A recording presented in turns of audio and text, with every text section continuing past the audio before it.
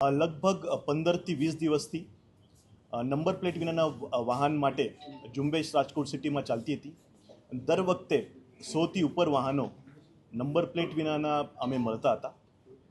તો એના ભાગરૂપે જો નંબર પ્લેટ વિનાના વાહનો છે એ સ્ટડીમાં જોયું છે અમે કે એ નંબર પ્લેટના વાહનો ગંભીર અકસ્માત, ચોરી અને વધુમાં વધુ જે લૂંટ થઈ હતી અત્યારે એ પણ ખોટા નંબર પ્લેટવાળી વ્હીકલ હતા.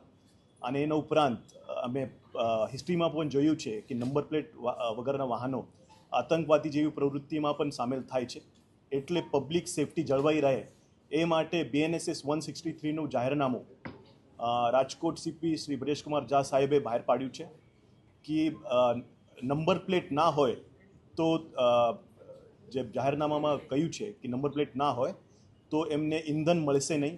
આ જાહેરનામા દરેક જે સિટીમાં પેટ્રોલ પંપ માલિકો છે એમના માટે છે અને વાહન ચાલકો માટે પણ છે.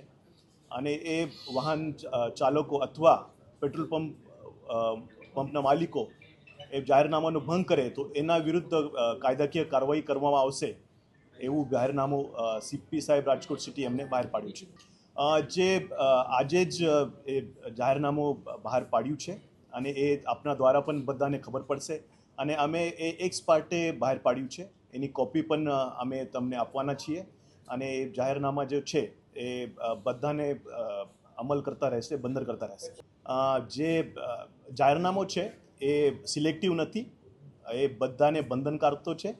અને જે પણ કોઈ પાલન નહીં કરે તો એમાં કાયદાકીય પગલાં લેવામાં આવશે અને બધાને બંધનકારક હશે. અને કોઈ વાહન ચાલક ઘર્ષણ કરે તો એમાં જાહેરનામામાં પણ લખેલું છે કે એમને પોલીસનો કોન્ટેક્ટ કરવાનું છે.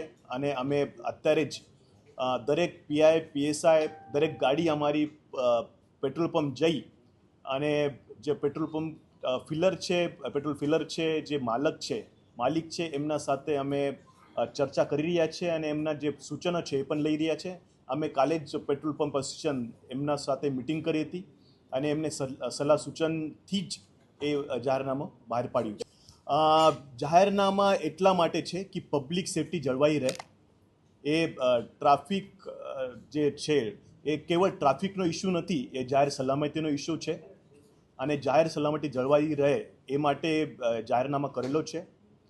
અને નંબર પ્લેટ વાહન જે ઘર્ષણ કોઈ કરે તો લગભગ અમારે બધી ગાડીઓ પેટ્રોલિંગમાં છે. તો જ્યારે પેટ્રોલ પંપ ઓનર અથવા ફિલર પોલીસને કોન્ટેક્ટ કરશે તો વિધિન 4 to 5 મિનિટ્સ અમારી ગાડી ત્યાં પેટ્રોલ પંપ પર જતી રહેશે. ભાઈ ટ્રાફિક એ અમલ કરવાનું એ બધાનો અમલ કરવાનું છે. બસ ટ્રાફિક પોલીસને અમલ કરાવે. પોલીસ સ્ટેશનના PIO, PSIO, ACP, DCP બધાને જ એ અમલ કરવાનો છે. બધી કાયદાકીય જોગવાઈનો સ્ટડી કરીને જ આ જાહેરનામું બહાર પાડેલ છે. અને આ CP સાહેબના સત્તા છે એના દ્વારા જ એ જાહેરનામું બહાર પાડવા. ઇન્ડિયાને તો ખબર નથી પણ ગુજરાતમાં તો મને લાગે છે રાજકોટ પહેલો છે. અત્યારે આજે એ જાહેરનામું બહાર પાડશે, સવારે પાડ્યું છે.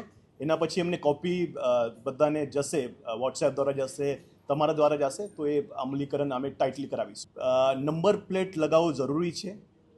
અને HRSP જો નંબર પ્લેટ છે એ અત્યારે નથી, એ ઘણા બધા વર્ષોથી એ ચાલે છે.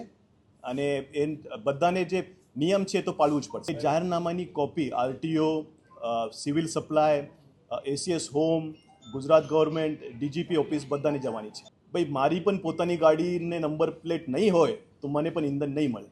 સાંજ સમાચાર ફેસબુક પેજને લાઇક કરો, વિડીયો શેર કરો અને વધુ વિગતવાર સમાચાર માટે sanssamachar.net વિઝિટ કરો.